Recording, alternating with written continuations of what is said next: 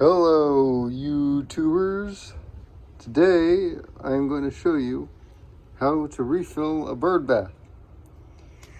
Now, I want to start off by saying that filling a bird bath is not a science per se.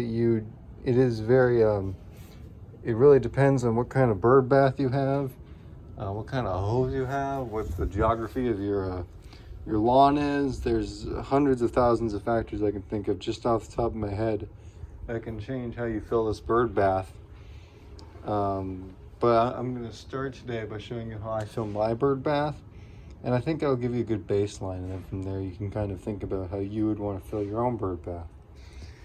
All right, so first things first, I keep my hose here in this bucket system here, and I have this cool stretchy hose here that elongates when I fill it with water. So I usually go ahead and I extend my hose first to its full length when not filled. And well, from there, it's ready for filling. All right. Now, as you can see here, this is a problem. There's a knot in my hose, so I'm going to have to untie this knot. This is also helpful when a helpful reason why you would want to extend your hose first before filling it with water, so you can get all the knots out of the hose, right? Okay. So let's bring this hose over here, and then we can start unknotting the hose real quick. Rarely ever do I actually get knots in my hose. It's maybe once a month, maybe once a year some years, but this is a pretty rare occurrence here, so you're seeing something quite rare going on here. Anyway, so the hose is unknotted, okay, and I'm going to pull it back to full length. All right, and then a little kink here. I think it's going to be, these aren't a mess. These, you can deal with just like that. Yeah.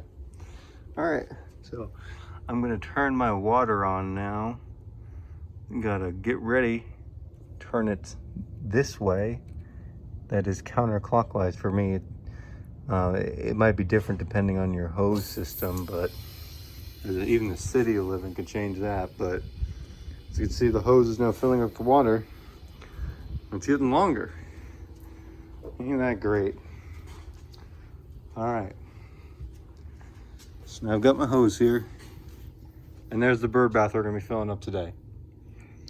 Okay, so there's a lot of things you can do at this point. You can kind of decide first, think about how full you want your bird bath to be filled with. You know, what kind of angle you want to hit the water at. There is a bit of a science to that, but first and foremost, I'm going to think about what function I would like to use on the hose to decide. So I have a bunch of different functions here, from mist to shower to rinse to flat to soaker, and they all have varying water powers. So here's rinse, just a stream of water, but not as powerful as the other opposite function, which is called jet. Here's shower, it's just a nice calming shower there. Here's mist, we're obviously not going to be using the bird bath.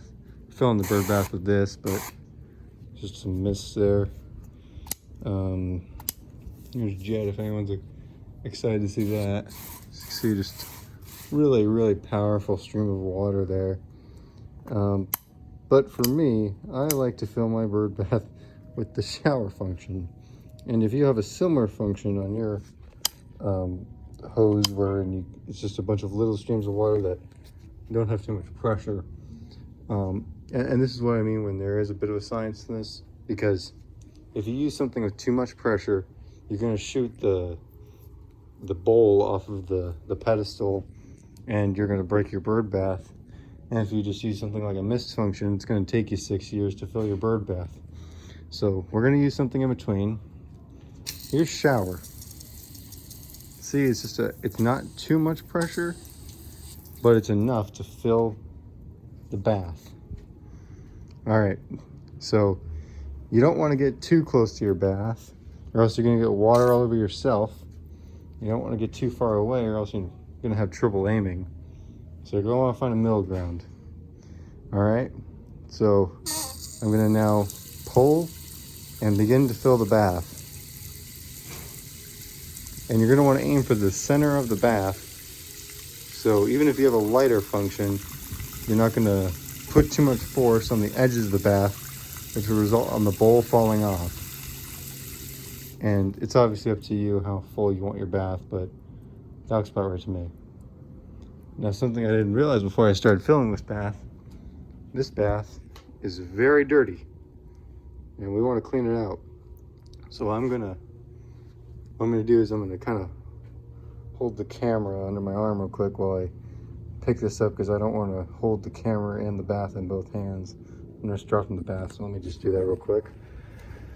And all I'm doing is just picking it up with the full of water and emptying it out. That way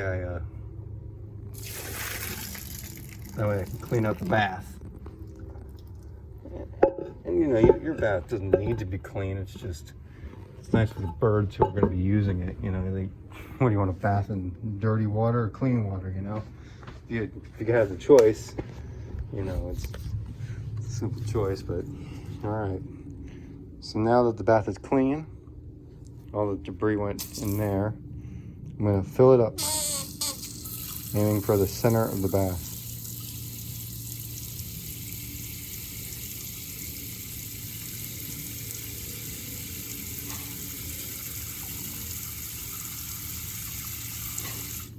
That looks about what kind of level I'd want it to be at.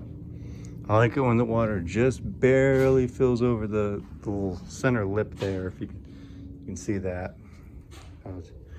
Just barely over there. It's a little hard to see on the camera, but I can assure you. It's still a little dirty, but it's better than it was before, so I'm happy with it. I could clean it again, which I might, but for now I'm pretty happy with the look of that bath. So now what we're gonna do is we're gonna have to turn off the hose. And this is where it gets a little crazy, right? So this time I'm gonna turn it clockwise, and now it's off. There's still water coming out of here, but you'll figure out why there is in a second. So now we're gonna turn off the hose. First we have to empty the hose. All right? So we can just spray out any amount of water until the hose is empty. And while I'm doing this, I generally like to water my grass, and I have a plant wall over there, so I've kind of overwatered my roses over there, but I can just water my moss here, give them some extra water. It's probably a good day for them if they're getting extra water. You can put a little extra water in the bird bath, but you can even empty your hose while you're filling the bird bath if you're satisfied with the amount of water that the hose will give you. But it's starting to die off now, and there it goes. Okay, so now I can't really do this with one hand, but I'm gonna try to pick up the hose and put it back in the bucket. And there we go. It's now back in the bucket, and we officially have a fully filled bird bath. All right, thank you everybody. I hope this is helpful if anyone's looking to fill their bird bath, but this is how I fill mine. And I hope this was helpful. Again, it really depends on an individual basis of how full you want your bath, the geography of your yard, what kind of bird bath you have, what kind of hose you have. I mean, there's a trillion different variables that we have to take into account here when filling up our bird baths. But this is how I fill up mine. I think it gives a good baseline for how you would fill up a bird bath. All right, have a good day, and thank you for watching.